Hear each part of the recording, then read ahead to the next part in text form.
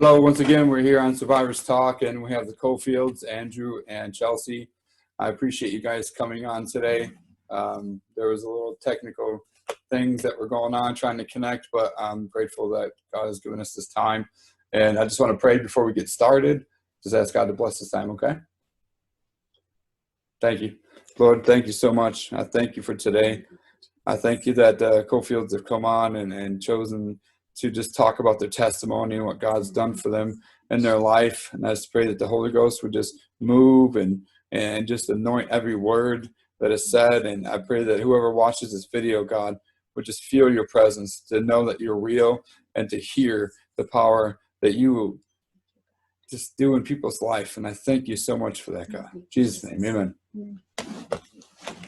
So a lot of people that maybe watched this video already know that, you dealt with COVID, but it was more than just dealing with COVID. It was, I know Chelsea dealt with some things that while you're in there, and I thought it was fitting that my wife and I come on, that we would just talk to you both.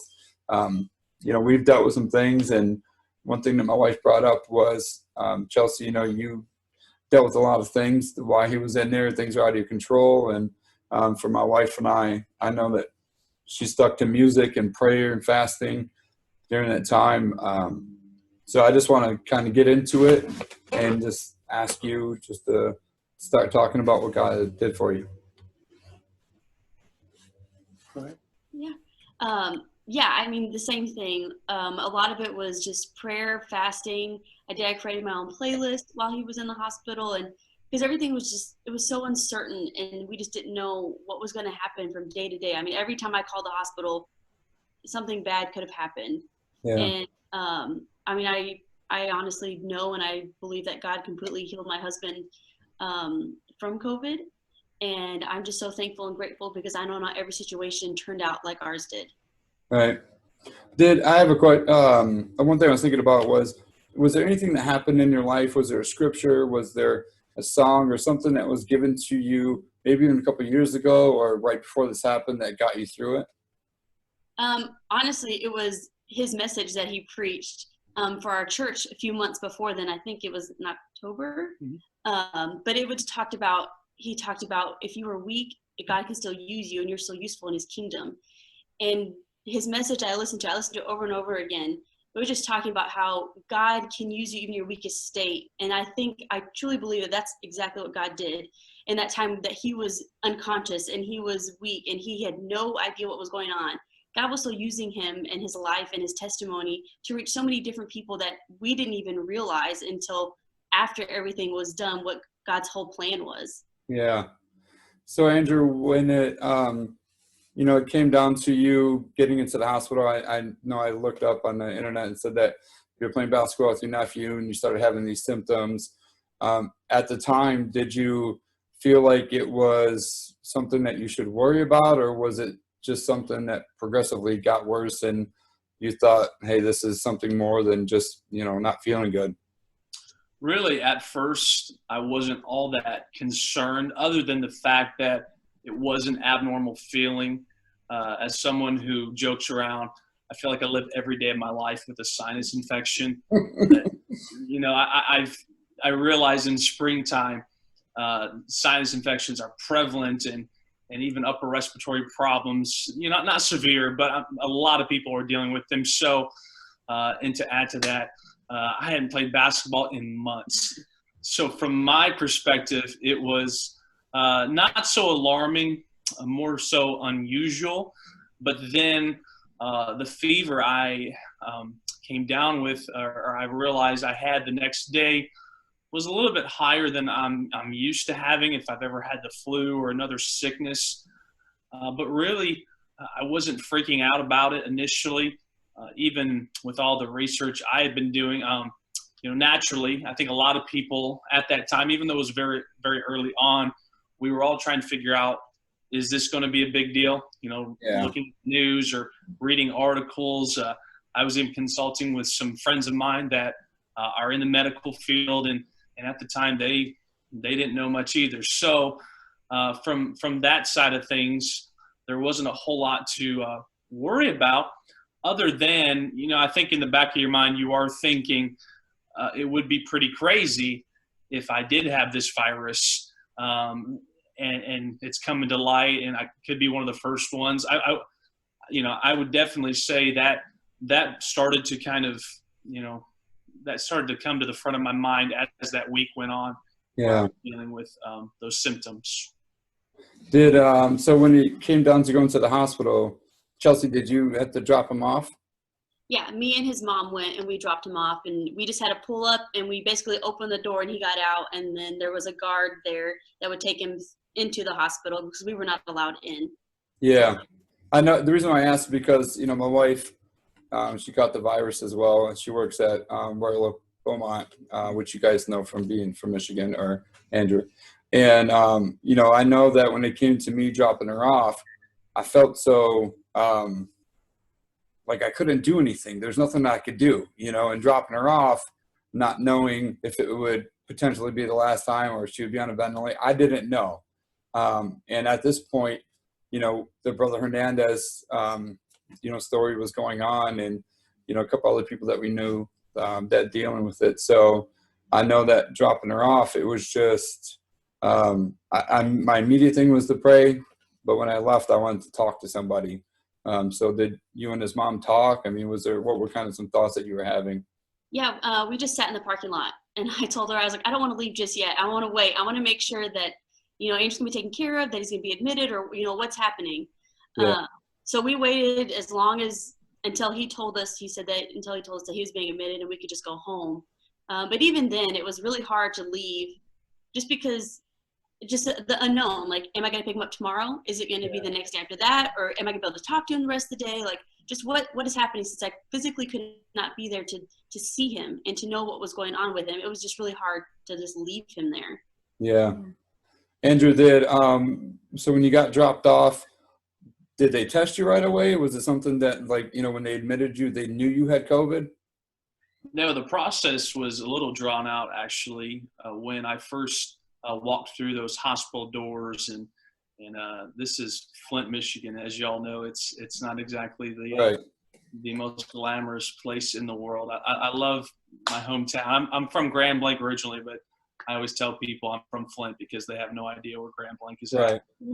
But going through those front doors, there's the metal detectors, and walking in, and I would even say I was alarmed, a little shocked at what was taking place, because I, for some reason, didn't realize that nobody could go in with me. Now I realize I'm at the point in this sickness where I'm very lightheaded. My symptoms were as severe as they had been because we're 6 days into having them, and my mom was the first one who went up there to see what we were to do as far as getting me checked in, and she came back and said, "We've got to park and you've got to walk in there on your own." So I'm thinking, are you serious? Yeah. I don't want to go in by myself and walk in there. They actually got me to a room fairly quickly, which was nice. But then from there, it was all over the place as far as what was going on. And then I believe even the nurses were trying to get clarity.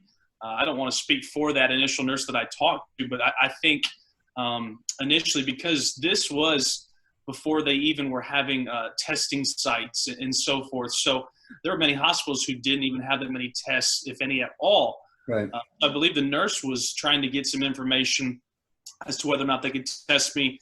But then she said, can't test you unless you are elderly or you have underlying health conditions, or you're a medical professional, which I didn't fit any of that criteria. Wow. So I'm thinking, when she says that, well, what am I supposed to do?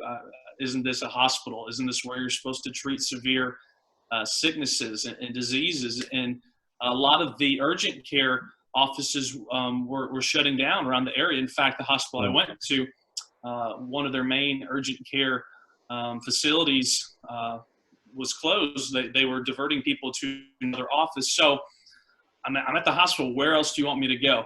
Yeah. And even in text messages later on, I would say, do I need to go somewhere else? I felt confident in this hospital. It's a hospital my dad worked at for many, many years, over 2 decades. And yeah, from there, nurse came back and told me we'll do an X-ray just to make sure that you don't have pneumonia, whatever the case might be. And when the X-ray was done, the technician finished up. Nurse came back with the results. It was very clear that my lungs were destroyed, and she said, "Well, you now fit the bill. We're going to test you." Yeah. But all the while, as Chelsea said, they're waiting out in the parking lot, and it was definitely over an hour, hour and a half, perhaps 2 hours that they're waiting. And with testing at that time, it wasn't a process that was a quick turnaround, where they could just get it right back to you, those results. It was several days. They said they had to send it off to a lab. I believe it was a state lab. So yeah, I didn't know right away that I had COVID, even though all the physicians there, and in the back of my mind, even Chelsea, my wife, or my mom, we're all thinking, talking, I've got it. It's just a matter of them getting those results back to confirm it. So when it came to admitting you, they admitted you based off of the X-ray and what they saw of your lungs? Yeah, it was double pneumonia in both lungs. And as I've said on other broadcasts, the nurse, she made it very clear that my lungs were far worse than what she had ever seen before. And I'm not sure how long she'd been in the profession or whatever the case might be, but that was alarming enough to admit me. And my oxygen levels were also very low. When they were finally able to get a reading on those blood oxygen levels, it was matching everything that they knew about COVID up until that point, which was enough for them to admit me. So during this time, and when the nurse talked to you about how she seen your lungs and how it was one of the worst that she had seen, obviously you're getting weaker in your body. You're starting to feel like way more symptoms. You're not. I mean, it's really progressing at this point. Yeah, that entire night, I could tell that my lungs were overworking. I don't believe I slept at all. Now, the medicine I was on would wipe out most of my memory. The following day would be Sunday, and then the day I'd go on the ventilator would be Monday. But that Saturday night when I was admitted, I have a little recollection of what was happening. I wasn't a really big fan of how I was being treated. And don't get me wrong, I believe our healthcare workers are heroes. They're not celebrated enough. And I had amazing care 95% of the time I was there. But initially it freaked me out because I wasn't getting a lot of one-on-one care. Okay. And when you're struggling to breathe and you're very unsure, you're scared, you don't have anybody around you, that's the last time you want to be by yourself. Yeah. So I was sending texts out to family, and even Chelsea, I was saying, this is rough. I was even joking with her. I was like, can I come back home? Or can they take me to a different hospital? But of course, it's probably best that I didn't do that. Right. So. Yeah. Was it your choice and discussed before you went on the ventilator? Because I don't know. I don't know that process. For her, honestly, thank God that she didn't have to stay. They ended up letting her go home just for a couple hours later, and we've been dealing with it at home. But did they ask you, do you want to go on a ventilator? I mean, is it something that you had to talk with Chelsea about? From what I've been able to gather, now the talk of going onto a ventilator would have been on Sunday when, afterwards I have no memory of what took place that Sunday. But I can see that I was texting Chelsea, I was texting my stepmother, my mother, trying to get advice. Thankfully, there's a lot of people in my family who have worked in healthcare. My stepmother, my mother, and my father all worked in healthcare, and we have a lot of connections with medical professionals. So we were talking to various people, trying to get the best advice. But there was talk of going on the ventilator that day, which I'll be honest, I don't know much about a ventilator other than what I've been told. even experiencing. I wasn't coherent. Right. But I don't know much about the medical field in that, you know, I could just tell you, you know, even though I wasn't there, you know, as far as being conscious, I could tell you when it comes to life support or whatever you want to call this ventilator, it was probably out of the blue for me. They probably would have had to do a good job of explaining it.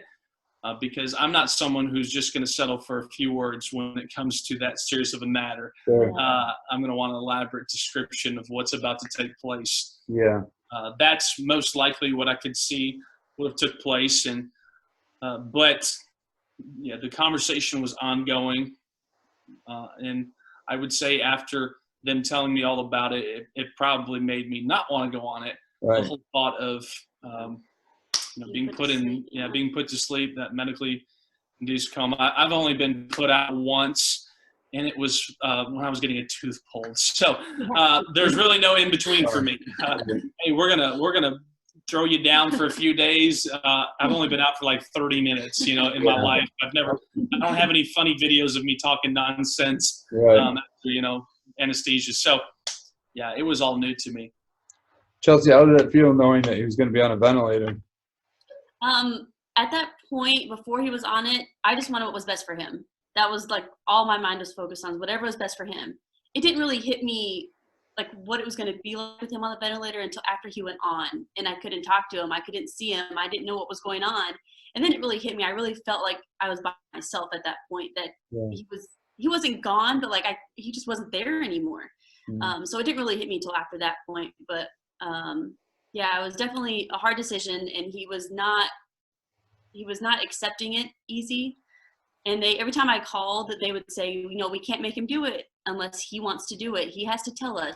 He's already signed all the paperwork, but he has to tell us himself that he's ready to go on it.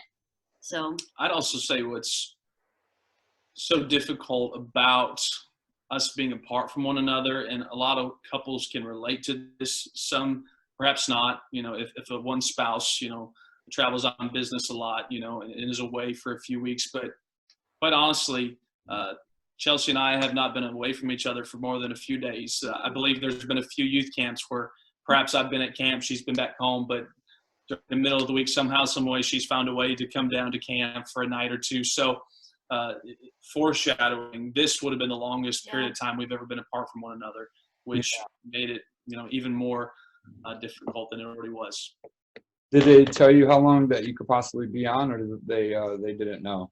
They didn't give me a set time, but family was telling me that it would most likely only be a few days. They were probably saying that because if it was more than a few days, I'd have no idea, which is what ended up happening. But there was a friend of my brother's that was on a ventilator for a few days. He was able to come off. From what I can recall, he was the same age that I am. But they didn't tell me it was going to be 5, 6, 7, 8 days. And at that point, it's probably best that there weren't many people who had been put on ventilators yet, to where I could see, for example, you know, you could read a story on Facebook or something that come across your news feed that says, please pray for this person. They've been on the ventilator for 28 days. Knowing myself and how high strung I am, had I read that, I'd be like, no way. Yeah, right. But in reality, I was the second person at Hurley Medical Center, which is the largest hospital in that county. I was the second person to be put on a ventilator. Did that make you nervous? You're only the second one. Yeah. Coming out of it, it definitely made me like think about what was going through my mind. You know, as I've said before, there's no way of knowing. No one was in the room with me, and they were just getting text messages, perhaps a few FaceTimes as I was wearing that big old mask over my face. But I can only imagine it must have been nerve-wracking, because coming out of it, you know, to think I was the second person on the ventilator. And I know, even when I asked them, when the doctor called me saying this is what's going to happen, I said, well, what are the chances of how many days? Or like, is he going to come off? Like, how's this going to work? And he's like, well, we haven't really had many success stories with ventilators. And I'm like, Ray, why would he say that? what do you mean? Like, that's not good. Does he have enough people? And he's like, well, we haven't had that many COVID patients to compare data yet. And I was like, oh, okay, well, that still doesn't make me feel better, but I understand what you mean. Yeah. And even to backtrack for clarity, I said second person on the ventilator. I believe I was the second person off. I very well so could have been the first person on the ventilator. So Okay. I don't believe that's knowledge that we have. We could probably call the hospital and get those records, but if not the first, second, I was, right there, First, yeah. one of the first. So Chelsea said that you had signed the paperwork to do it, but you still had not gone on a ventilator. What was your hesitation? And then when you finally decided to do it, why did you decide to do it? My hesitation was I was viewing it as sicknesses or viruses that I've had in the past. As the son of a retired nurse, usually when I've had a virus, my mother would tell me it's got to run its course. You've got to fight it. Antibiotics not going to work when it comes to this virus. Just take it easy. So in hindsight, I'm thinking that's probably what was going through my mind at the time, that I'm strong, I'm young, I've had shingles twice in my life, which most people would say is the very worst disease, virus, whatever it is. You had it on her face.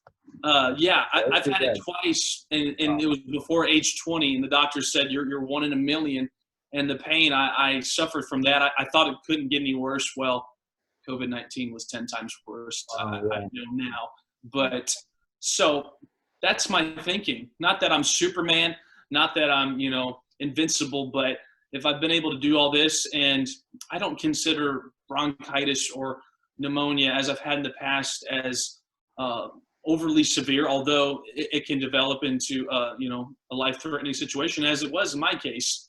But this double pneumonia was different, to the point where my lungs were literally shutting down because of the virus that caused that. So, long story short, I thought I could beat it. I thought I could fight it. I didn't realize how badly or how fast my oxygen levels were dropping. But Wow. So when you finally did get on it, and you said, yeah, was it because you couldn't breathe? I mean, it was just so bad, and you thought, this is really my only alternative? Yeah. Would you like to answer that? You were more in that situation than I was. Well, I just kept telling him, I don't want you to fight a losing battle, because he's pushing himself and wearing himself down to continue to breathe as hard as he can, but he's not getting any better. Right. And so I told him, I was like, it's better if you just decide right now to go on the ventilator so you can start healing. That way you're not on the ventilator as long as you would be if you just keep fighting it. But he just didn't want to do it. And finally, I think he realized that he was either getting tired, and he just had that reassurance of, if this is what's best for me, then this is what I need to do. Yeah. So I think that's finally when I think it had to soak in a little bit exactly how severe his situation was. She was giving me the comfort I needed, but then it was a family friend who is a pediatrician that was messaging my stepmother, and he was trying to relay a message to me saying, Andrew, this is what's best for you. So she was giving the comfort. He was giving the facts, and he was giving, the expertise that I needed here to truly be convinced. Once again, I'm a numbers guy. I come from a family of mathematicians, and we're all big on, analysis. And from that, it was going to take more than someone saying, and this is not against my wife, it was going to take more than someone saying, oh, honey, this is what's best for you. I needed to hear from a medical professional saying, this is the only way you're going to get better. Yeah. And that's what helped me to change my mind. So I was reading online, and how long were you on ventilator for? 7 days. 7 days. And one of the things that jumped out to me was you said that you were weak in your body, you were weak in your arms and your legs, but you had a voice. And that really jumped out to me, that, even during this time to where you couldn't do anything naturally, physically, you still had a voice to be able to express how you're feeling and get through it. So what were some things that you used your voice for? What'd you say? Yeah. When I became coherent again, coming off the ventilator, everything was fuzzy. It was like a TV screen that wasn't getting, the proper signal, I immediately realized that my whole body felt numb. When I say I couldn't move my arms or my legs, that's the truth. My legs were coming back to life, if you will. So were my arms. In the way in which they positioned me played into all of that, to the point where the first few weeks I couldn't raise my left arm above my waist because there was a nerve damage that was done. But right off the bat, I realized that I couldn't stand up. I couldn't do much on my own other than lift my voice. Now, my voice wasn't pretty. It wasn't.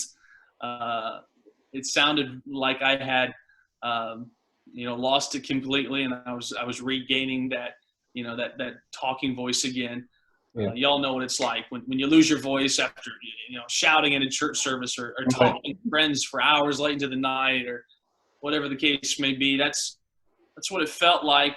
I don't know. On the other side of the phone, I probably sound like a robot, but yeah, that's all I could do was lift my voice. When I was initially admitted to the hospital, I'll be honest, I don't recall having these intimate prayer meetings in my hospital room. Now, it would be easy to say that, and people would love that. It makes for a great story that I was interceding. I was, speaking in tongues nonstop until they put me on that ventilator. And I'm telling the doctors, no, stop. I want to pray a little bit longer. And it's not to say that I don't believe in prayer, because what you're going to hear from me next is a testimony to prayer. Right. But that truly was not what was happening. I do believe I was in prayer, because that's a daily habit that I have, but it was not as if I was calling my family and friends and saying, let's all FaceTime and let's pray together. Yeah. I think because there was so much anxiety and so much fear, I was more so in a state of shock, almost just not wanting to do anything. Even when I came off the ventilator, I had to force myself at times to pray or to sing or to call to get help or to text, because I would lay there and look at the wall. I'd lay there, and because my body was so numb, my nerves were so shot. I told her I couldn't turn on the TV or whatever was, I tried not to look at my phone because everything was overwhelming me. Yeah. And that probably had something to do with the hallucinations I was having and all the medicine that was in my system. Yeah.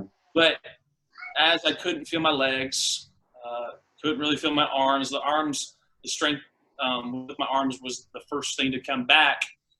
I did lift my voice, and it was almost as if I was realizing that this is the only way I'm going to truly get better, and we're going to turn the corner. Up until that point, people had been praying for me. I didn't really know it. I was unaware of prayer chains that were set up. I was unaware of how my situation had progressed, but as little as I knew, I did know that I was in a serious state. Even after I came off the ventilator, I was very critical. There was a good chance that it could go backwards. That's what a lot of people were saying, that people would come off the ventilator and then hours later they crash, and a lot of them didn't make it. Yeah. We actually know people that's happened, friends of family, and I'm unaware of that, but I am aware that I've never felt, paralyzed from the neck down. And yeah, at that point, it was almost a matter of, if I can't do anything else, I'm going to lift my voice. I'm a talker, and if I'm going to talk at this point, I can't call anybody. The nurse half the time wasn't in the room. I'm going to talk to God. Yeah. So I lifted my voice, and I was praying. And I'm sorry. Can you guys hear that? All the kids playing and everything? That's all right. All right. There's I don't even know. There's probably 10 of them over here, and that's all we can hear. Let them have a party. Sorry. So I know, Justin Main, that's kind of a mutual acquaintance that we have. And he told me, and I want to go back to the ventilator thing, which I probably should have talked about before the weakness in your body and things like that. But he told me that they got together with a whole bunch of this youth ministers from, across the states, and anointed prayer cloths, just had just prayer for you, that I think he said it was on a Friday, I believe. And within just a couple of days that you came off the ventilator. Yeah. So when people hear you came off the ventilator, was it a medicine? Was it something you just came off of? Or, was it a miracle from the Lord? Oh, it was an absolute miracle. No doubt about it. 100%. Yeah. Anybody and everybody who was praying for me would attest to that. Yeah. There are so many people who've contacted me saying that they saw those angels in my hospital room. Not only did they see those angels, but that it was being revealed to them how God was going to reach down and touch me in my body. There was even several who were praying that very night. And Friday, I didn't even know that until now. Now, Okay. that prayer cloth, they sent it to me, and it was one of the only items I had in my hospital room. And I've since thanked those guys, all those youth ministers. Now it's crazy. We grew up together, going to camps and district events in Michigan, and yeah, that meant the world to me, and that's what I told them. But there are stories of an individual in our church who was in prayer one day, and God revealed to him that 5 days after that current day, I was going to be discharged from the hospital. Wow. Now, at this point, I was still on the ventilator. He didn't know what to do with that word that God had given him. So he texted my pastor's wife and told her that the Lord revealed to me, Brother Andrew's going to be off the ventilator. He's going to be discharged in 5 days. Now, my pastor's wife, too, saw those angels in my hospital room, but not to speak for her, I can imagine she's probably thinking to herself, well, let's not get ahead of ourselves. He's still unconscious. He's still on this heavy medicine. He's still on a ventilator, and he almost died, a day before or 2 days before that. And 5 days after that text was sent, I was on my way home from the hospital. Wow. Thank God. I'm sure that's amazing. And That's amazing. that turnaround from that Friday to Saturday, they did reposition me. They put me in the prone position. But as far as medicine, they're now showing that the medicine I was on is not even working for COVID-19 patients. So you cannot. Is it the hydroxychloroquine? Yes, sir. Okay. You cannot say it was medicine. Even my positioning, you cannot say it was positioning. The doctors, the nurses, if you were to have a call with them right now, I can assure you they would say, we don't know. We don't know. And by saying we don't know, it lets us know. Right. Yeah, exactly. Right. Wow. When you talked about angels being in your room, I don't know if you've watched or heard about what Jason Sisko said when he was talking about Sister Walker during the whole Brother Hernandez thing. So we had on Sunday, we have Zoom church, like a lot of churches do. And Pastor Walker said that we were supposed to watch this video from Jason Sisko. And just think about it right now. Like, it just brings chills to me, because the power of the story that I'm about to tell you guys is so fitting for what you just told me. And Sister Walker said the Lord had showed her that in Brother Hernandez's room, there were angels all around, and they were faced outwards. But then they had an about face. The Lord told her about face, and they had turned in and looked at Brother Hernandez. And she said that what the Lord had begun to show her was that Brother Hernandez was this general, and these angels were sort of like troops, and they knew, and they had asked the Lord, basically, let me go into that room and be with Brother Hernandez during these last days. And the about face was them waiting for him to cross over. And I didn't know that. Sister Walker, Pastor Walker, they're our pastor and sister, and we didn't know that until Brother Cisco had mentioned that in the video. So when you talk about angels being in your room, it seems to me that a lot of our people are having these same exact stories come out of it, that there's these angels in the room, and whether they're guarding you or looking at you, they're in your room. And it's so fitting for what you just said. And I'm glad that you pull out of it. To me and to my wife, I know it's a miracle. But for people who don't know the Lord that would watch this video, how would you tell them it was a miracle? How do you even put it in words? This was God and this wasn't man. You have to add everything up. It's not one sequence. It's multiple sequences being put together. Whether you want to talk about how young I am, how drastic my situation was, how quickly I was deteriorating, just very unusual for my age, for my background, even when I was on the ventilator. Those first few days was hunky-dory, if you will. I was doing just fine. But then when I failed that breathing test, it was literally, as she alluded to, she was preparing for her next call to be one where they say, yeah, you need to make some plans because it looks like he's about done for. Critical condition to the point where 30% chance, right? Yes, 30% chance. I cannot speak for those doctors and nurses. I would love, some time to be able to share their stories if they still remember me. Now they've had hundreds of patients now, but you came off of it. I would imagine that they would remember that because so many people going on a ventilator are just not making it. Right. So, yeah. Even they've been posting updates, and there's only been 30 something that have come off a ventilator out of 400 or 500 patients. And so, I believe with everything inside of me, they would tell you at that point when there was a 30% chance of me coming off, and you heard what my wife said as far as them not hearing, of that many, happy endings when it comes to this. Right. They would tell you that I very well so could have been on a ventilator for weeks, like Brother Hernandez was, or other people we know of, because that truly was common. That was the pattern. But even the turnaround, that was quick. You just cannot go from a 30% chance of living to Saturday doing better than I had been doing the entire week. Yeah. By being put in a prone position or by being given a medicine that doesn't even work. And beyond that, I'm off the ventilator 2 days later. Yeah. We're not in 10 days. Yeah. We're not talking 2-3 weeks. 2 days later, and I'm home on the Thursday, like just a few days after coming off the ventilator.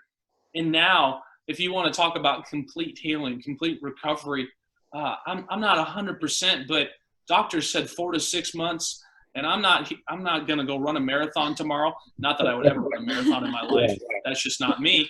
But certainly I'm feeling amazing. And that is a testament to healing. There are lots of people who it very well so could be 4 to 6 months till they feel back to normal. But you cannot put all those sequences together and say, oh, you got lucky. Yeah. Right. So, with the Brother Hernandez situation in mind, knowing that he passed away from this, does it give you any, have you thought of why did you make it, compared to why he didn't, or, maybe other people that you know? Has it given you any kind of survivor's guilt or anything like that? Honestly, I don't have any survivor's guilt, but I do feel not so much a pressure, but a push from the Lord. Yeah. In that if he chose to keep me, I truly believe it's for a purpose greater than I could ever imagine. And I believe that it's up to me now to fulfill a calling that I was never even going towards, or I wasn't working hard enough for. And I don't know what that entails, but I don't have survivor's guilt because I understand God works in mysterious ways. Yeah. I've had close friends. My closest friend, if you will, or one of my closest friends, who's from Michigan originally, parents used to pastor in Michigan. She passed away right out of high school in a tragic car accident. My roommate at Bible college tragically passed away in a car accident as well. And each time, you know, if I were to try to think about why them and why not me, I realized I'm not getting any farther down the road. And so if I sit here and have survivalist guilt, I'm not going to be working towards that calling. That's not what God wants me or anybody else to have who survives this.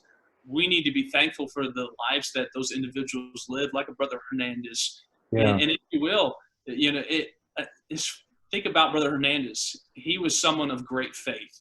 If he had been on the other side praying for people, he would have been one of those prayer warriors who truly was touching the throne and truly was moving the heart of God. Right. And so now that's what's really leading me to change everything with my ministry, even my prayer life and my approach come out of this. And there's certain men of God, you know, great faith preachers like Brother Hernandez who passed on. And so now it's people like me and many others who will come out of this. And it's not just those who've had COVID-19. I believe there are ministries that are being transformed all across our country from people who are praying and they're seeing God do miraculous things, not just, you know, when it comes to health, but also being constrained to a home. I believe it's building people's faith when they're seeing how God's moving, even if we're restricted in what we're doing. So I hope that answers your question. I don't feel. Well, it does. So I wasn't even going to share this, but when you talked about how this is giving like a new life to your ministry, or you know, to move on to be and to do different things greater. Right. The other day when we were going to do this, I was sitting down. I'm like, Lord, what questions? What's going on? What do I feel from this? And I wrote down this question, and it was, do you feel like your ministry is going to go in a new direction? Does it reinforce something? Are you going to do something greater? Does this cause you to want to do something more than you ever thought you were going to do before? That was my question, but I had not asked that. So it tells me that I was right on, that, you know, the Lord was showing that, because I think that's important to bring out, because when you come out of something so great like this, you don't go backwards. You don't stay the same.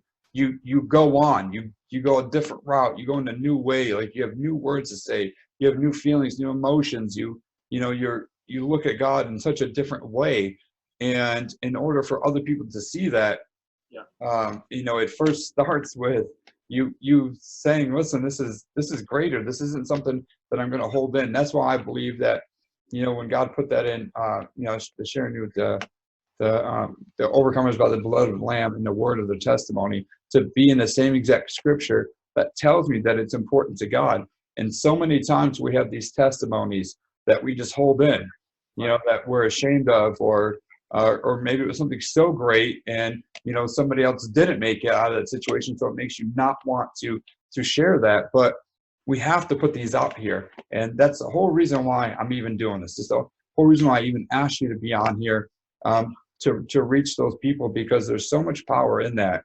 And I believe that your story, I believe your ministry, I believe together, you know, you as a married couple with your son, this is going to take you guys in such a greater way than you guys ever even thought, you know. And you're standing here, you're a miracle, you're talking to us, you're interacting, you're not on a ventilator, you're not worried about him passing away. There's so many miracles that come out of this. And I think it's just amazing in itself that God just loves us so much, man, that sees us in our weakness and says, I'm going to bring you out of this. I'm going to, you know, you're going to gain strength from this. So Chelsea, when you found out that he came off the ventilator, how did you feel? I mean, I would imagine you felt great, but did you feel like he was going to come off of it? And then when he did, you knew, hey, the Lord told me this, or you didn't know? I knew he would come off. I just didn't know how long. Through this whole time in my prayer time, I felt like God kept saying the process of him being sick, the process of him healing. Like, this is just going to take time. Like, I felt like he was telling me, like, it's going to be okay, but it's going to take time. And so I knew I felt like I trusted God enough to know that he was going to come off. Like I said, I just didn't know when or how long this was going to take. And when he did come off of it, I felt so relieved, but at the same time, I was still very scared. Like, same thing, a lot of people going back on it, or like having a really bad relapse, or, whatever the case may be. So I was super excited and so thankful. I remember just walking around the house and just crying. Just all I could say was, thank you, God. Thank you for what you've done for my husband. And just continue to reinforce the fact that even though he had come off the ventilator, I know that God was going to continue the healing process and completely heal him in the perfect timing. And so I was so thankful and so grateful that he came off of it, but I also knew the risks he was taking of coming off of it and going back on it, or, whatever his health might be afterwards. Wow. So I know that you had talked about you're feeling greater, feeling better, not greater, feeling better. How much longer do you have to get back to 100%, you think? That's a great question. I wish I knew it. I would say I could foresee myself being back to 100% within a month or two, or a month and a half. I really don't think it's going to be 4 months, from the time I was discharged to when I feel better. And of course, we're already a month in. Yeah. Based off of, how I've been doing physically now, the psychological aspect is a totally different story. Yeah. And I've tried to make a lot of people aware of that, from being put on a ventilator, everything I went to beforehand with having to sign those papers and then coming off and not sleeping for 3 straight days. Really, it was 3.5 days, if you will, until I took a little bit of a nap. There's a lot of strain that puts on the brain and everything that was transpiring psychologically. So because of that, it's been different for me in that I've never had a lot of anxiety. I am very high strung, but it's never been anxiety. I'm not ever really nervous to the point of where I'm shaking or I'm freaking out. That's how I am. I'm the same way. Yeah. He's the one who worries. I don't. Like if a appliance breaks down, I'm like, oh, well, the Lord got one for us already. Like I just, I'm like I'm the same way, man. Well, you're better than I am. I can be a worrywart. No, I can be a worrywart. But, in this situation, it was the anxiety I've been feeling is different. Right. In that a lot of it is coming out in unknown ways. When I'm sleeping, I'll wake up and it's not a night terror. It's more of I'm waking up and I'm in and out of consciousness, and I'm almost back in that hospital bed. And I've said crazy things to Chelsea when I've woken up. And a lot of this was the first few weeks after I came out of the hospital. But I'd say, Chelsea, put me back on the ventilator. And she's like, what? Yeah. Or I'd say, this hospital bed is uncomfortable, and we're laying on a mattress. And, those anxiety attacks mostly come at night. But I won't, I'll be honest, the first several weeks at home were pretty horrible. Yeah. I would almost dread having to go to sleep, which was what it was like when I was in the hospital, because during the day, the nurses would give you more attention. But at night, they're assuming you're sleeping, so they don't really need to do a whole lot. Yeah. Little did they know I was laying there awake all night long for 3 straight days. Wow. So that has impacted my sleep patterns. And even if you've ever been in the hospital, they're always, every 4 hours they're coming in. There's cycles of when they're coming to check on you. And that really factored into me not being able to sleep through the night. So at any point, did you ever view this as a spiritual attack, or did you think this was just because it's going on in the world, you got it, and it's just part of that? I've never viewed it as a spiritual attack, other than when I came off the ventilator. How I've tried to put it for people to understand is, I believe everything, transpired. We do live in a fallen world. So I'm not here to say that God, gave me COVID-19, or it's more so I'm allowed to get COVID-19 because we live in a sinful world. And when I got the virus, I realized that afterwards, God was using it for something greater. Now, when I came off that ventilator, though, I tried to tell people it's almost as if the enemy was trying to kick me while I was down, because even mentally, I'm even though I'm praying, I'm praising, I'm doing everything that I can, and I'm feeling that peace. It was almost as if I had not, I wasn't able to really pray that much, because the doctors were saying, you don't use your voice. You're going to mess yourself up. And here, I'm a vocalist, and they're saying you could do permanent damage to your vocal cords. I'm like, well, I don't want that to happen. But I would pray as often as I could. But it almost felt if I didn't pray nonstop 24/7, the enemy was going to start attacking me. Yeah. And that's what was happening. Every time I would stop, truly just going in and talking to the Lord, and just I lay there for a little bit, and I looking at the wall or whatever. Yeah. As this the enemy was trying to hit me. That's- In that aspect, it did feel like a spiritual attack when I was in that hospital room. Yeah, I feel like to share this with you. So this is, I don't know, maybe 10 years ago. I had this dream, and I was face down in this mud, completely just in it. And this huge boot, way bigger than me, just kept stomping me. And I was like, what? I mean, why does this boot keep doing this? And I just felt like the Lord tell me, it's the enemy, and he wants to keep you down, but he can't kill you. And it's the same thing with you. It's like he wants to keep you down and kind of keep dragging you through, all of this, stuff that's going on. But as well as we do, that he's not going to keep you down. You're going to get back up from this, and it's going to, like you said, your life and your ministry is going to be so much greater than it would have ever been had you not gone through all of this, And no matter how big the enemy's boot is, God's hand is way bigger. Well, and I'd say this. We're all aware of the story of Jesus coming and raising Lazarus from the dead. But if you read that story, you see very clearly that Jesus waited. And he waited on purpose so that the miracle would have greater meaning for his disciples. Right. And I truly believe that for my faith to be built to the level it is now, I needed to go through those few days of not sleeping, feeling those attacks, because it was every time I'd lift my voice and every time I would pray, something supernatural would happen. I've said this in other outlets. I felt so close to heaven. It was almost as if every time I opened my Bible, the words were jumping off the page.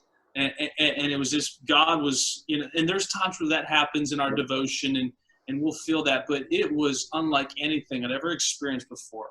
As if I didn't even need to pray, Lord, give me a word. He said, it's right here. Boom. Yeah. And, if I would have just been released from the hospital minutes after I come off the ventilator, which that obviously wouldn't have happened, who knows, what I would have missed out on with those faith-building experiences. Yeah. I think a lot of people, especially few Christians, that, they don't have bad things happen in their life. They don't really go through things that, ordinary people, go through. But that's not the truth. I mean, my wife and I have been through so much, and we come out greater, on the other side. But it's not just one situation. It's multiple things.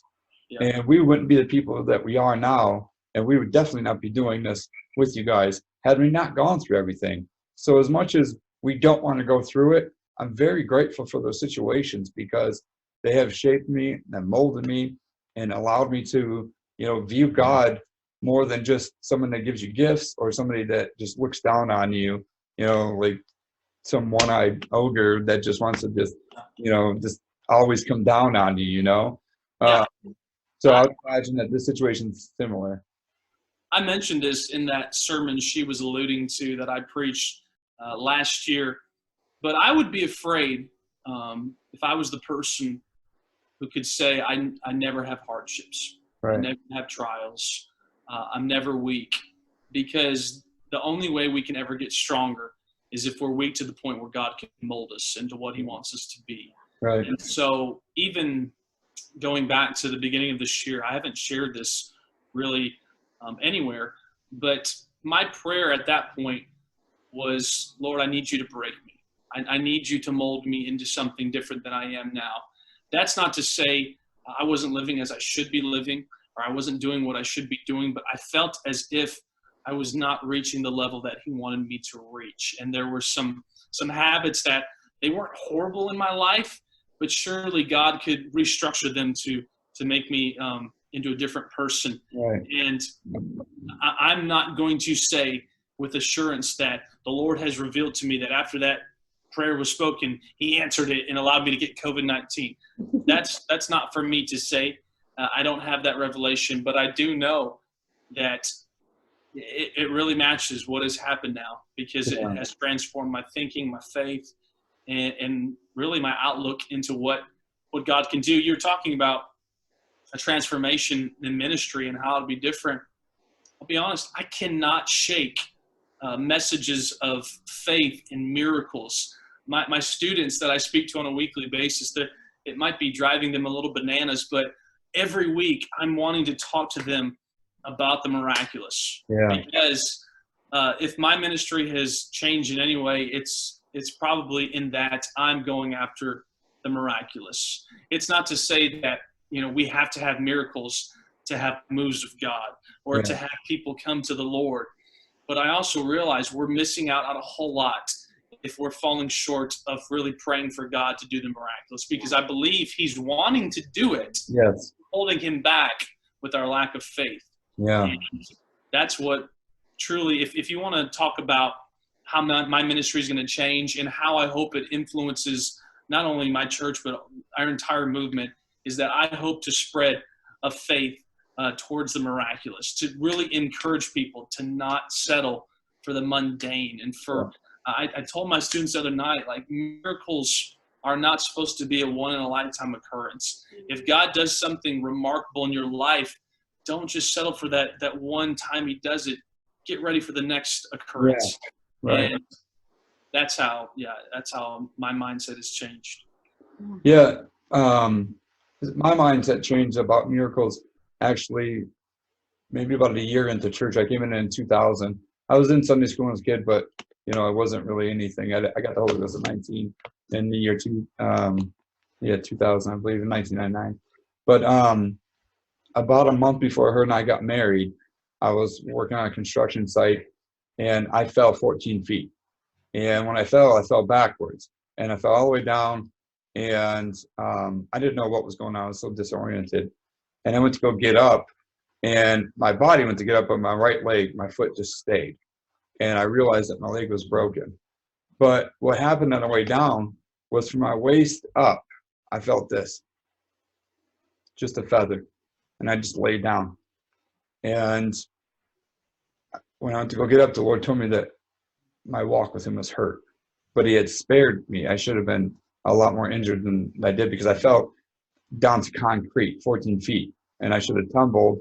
And so early on, the Lord was showing me, even though my walk with him was hurt, how miracles were possible, because I should have been in a wheelchair the rest of my life.